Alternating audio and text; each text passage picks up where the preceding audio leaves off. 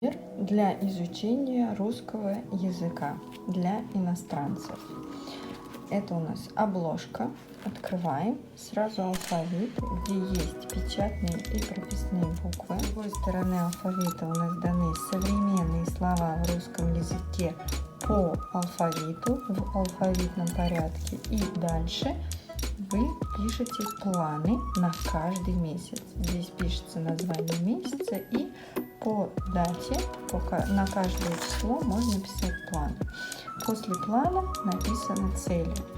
Как это работает? Вы пишете название месяца, я уже написала март. До месяца вы пишете, какие цели вы хотите себе поставить. Хочу знать. И пишите, хочу знать что-то из грамматики, не знаю, там глаголы движения. Хочу прочитать рассказ Чехова. Хочу посмотреть фильм «Война и мир». Хочу послушать подкаст «Говорите». Хочу научиться читать и говорить по-русски. Это я говорю пример, планы очень большие. Дальше работаете весь месяц, пишите планы, и в конце месяца вы возвращаетесь к своим целям и видите, достигли вы этих целей или нет. Всего месяцев 12, и здесь в планере 12 листочков на каждый месяц, чтобы можно было распланировать каждый месяц. После этого идет трекер прогресс. Студент готовится к сдаче теста, например, ТРКИ-1. Пишет ТРКИ-1 и дальше аудирование, говорение, чтение, лексика, грамматика, письмо и как он выполняет задания. В конце года или в конце периода, сколько он себе распланировал здесь, он достиг он этой цели, как хорошо он делал что-то для этой цели. После этого идут недели. На каждую неделю 2 странички. Здесь вы пишете день недели, понедельник, вторник, среда, четверг, пятница, суббота и воскресенье. С другой стороны, маленький трекер прогресса только на 1 неделю, на каждый день.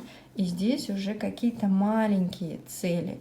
Аудирование, послушать подкаст, выполнить задание, делать домашние задания. Даже так может быть. Во время недели вы можете делать какие-то заметки. И, конечно, в течение недели у вас будут появляться новые слова. Вы их будете писать. Всего в течение года 52 недели. Они одинаковые здесь. И я сделала дополнительно. Вдруг получится у вас на следующий год поставить пользоваться. Здесь мы будем писать понедельник. Дальше вторник, среда, четверг, пятница, суббота, воскресенье. Вы пишете в понедельник. Так, занятия в университете. И так далее.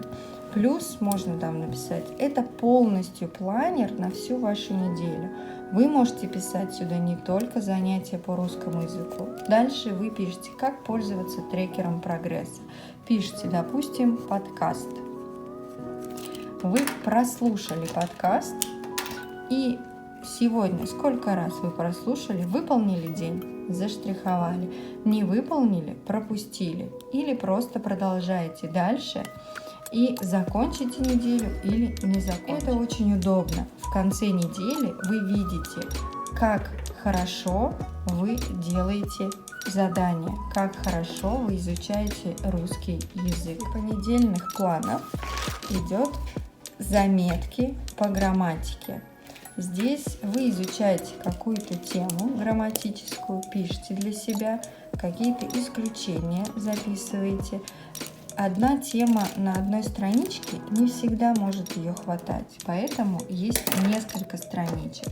А какие-то грамматические темы, важные грамматические темы уже есть в нашем планере. Например, именительный падеж, единственное число и множественное число. спряжение глаголов.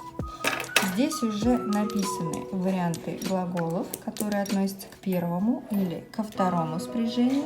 И есть место, куда можно написать новые глаголы.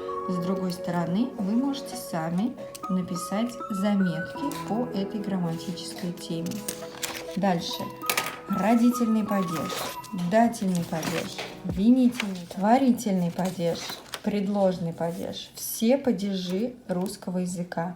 Не полностью объяснение всех падежей, а только окончание существительных. Но есть место на странице с падежом, куда можно записать дополнительную информацию. И есть рядом пустая страница, куда можно писать все заметки по данной грамматической теме. Еще виды глагола, глаголы движения, основные глаголы движения, их значения и формы. И еще дополнительные странички для грамматических заданий. На этом наш планер закончен.